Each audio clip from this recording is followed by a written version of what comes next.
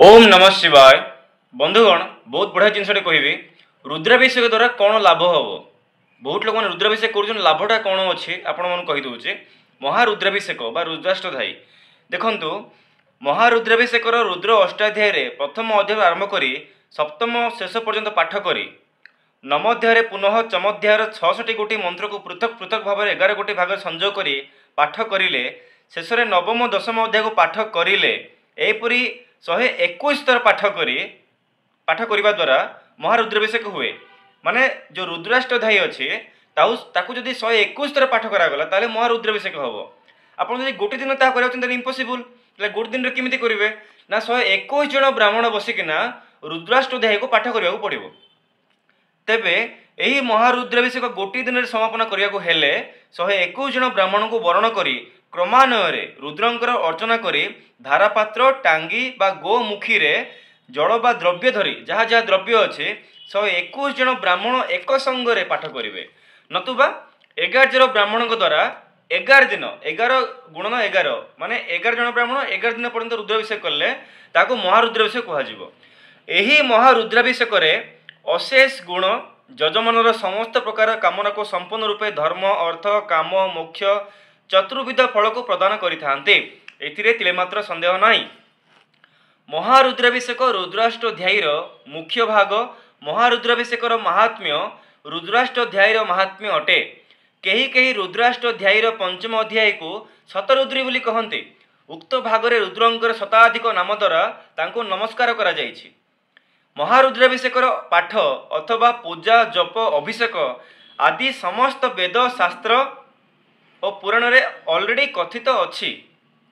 सांब शिव कैलास अधिपति शिवंकर उपासना रे रुद्राष्टध्यायीर महात्म्य बहुल भाव में शिवपुराण रे कथित अच्छी। एक दिवस सनकादि ऋषिगण माने प्रश्न करिबारु स्वयं सदाशिव आशुतोष रुद्राष्टध्यायीर मंत्र द्वारा महारुद्राभिषेकर महात्म्य करियछन्ति। हे ऋषिगण कलिजुगरे मनुष्य माने मन द्वारा विषय लोलुप होई पाप कर्म रे पड़ी अधोगति को प्राप्त करिवे भगवान शिव कहउछन्ति। एणु मन कर्म वचन द्वारा काय मन वाक्य द्वारा चित्तवृत्ति को स्वच्छ रखिबा निमित्त परम पवित्र तथा सबु प्रकार मुक्तिदाता सदाशिव रुद्रंकर प्रसन्नता पाई रुद्रानुष्ठान शतरुद्री महारुद्री बा रुद्राष्टध्यायी द्वारा रुद्री पाठ रुद्री जप रुद्रार्चन और अभिषेक करने द्वारा आशुतोष रुद्रंग कृपारू सबु प्रकार अभिषिक्त कामना पूर्ण होता है। एथिरे तेले मात्र संदेह नहीं।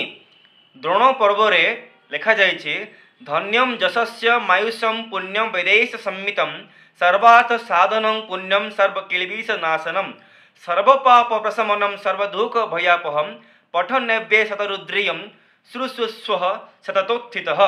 यार अर्थ होला वेद सम्मत परम पवित्र तथा धन जश आयुष वृद्धि हुए।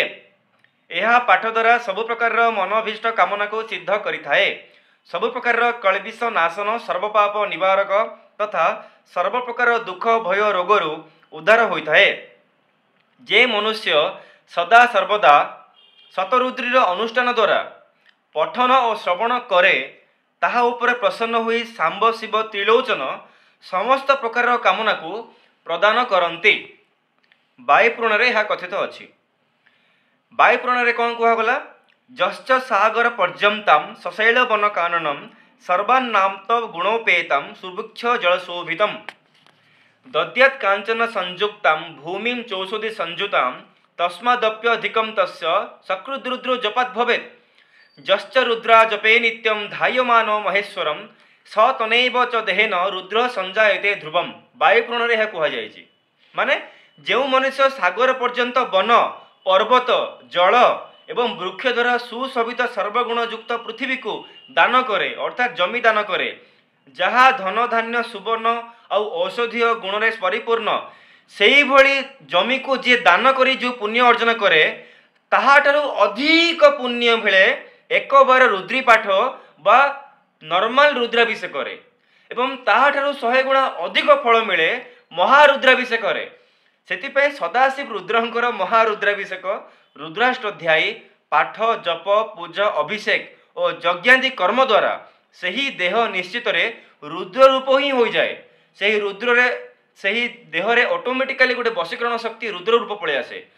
ମହାରୁଦ୍ରାଭିଷେକ ଆଉ ରୁଦ୍ରାଷ୍ଟୟର ପାଠ ବିଧି ମୁଁ ଆସନ୍ତା ଭିଡ଼ିଓରେ କହିବି। ଯଦି ଭିଡ଼ିଓଟି ଭଲ ଲାଗିଲା ତାହେଲେ ନିଜ ସମ୍ପର୍କୀୟମାନଙ୍କୁ ଏହାକୁ ପଠାନ୍ତୁ ଏବଂ ରୁଦ୍ରାଭିଷେକର ମହିମାକୁ ବୁଝନ୍ତୁ, ଜାଣନ୍ତୁ ଏବଂ ସ୍ୱଳ୍ପ ଖର୍ଚ୍ଚରେ ଘରେ କରନ୍ତୁ। ନିଜେ ଶିଖନ୍ତୁ, ୟୁଟ୍ୟୁବରୁ ଶିଖିକିନା କରନ୍ତୁ କିମ୍ବା ବ୍ରାହ୍ମଣ ଦ୍ୱାରା କରାନ୍ତୁ, କିନ୍ତୁ କରନ୍ତୁ। ଛୋଟ ମାତ୍ରାରେ ହେଉ କିମ୍ବା ବଡ଼ ମାତ୍ରାରେ ହେଉ, ଛୋଟ ଶିବଲିଙ୍ଗ ଆଣି ମଧ୍ୟ ଘରେ ଆପଣ କରିପାରିବେ।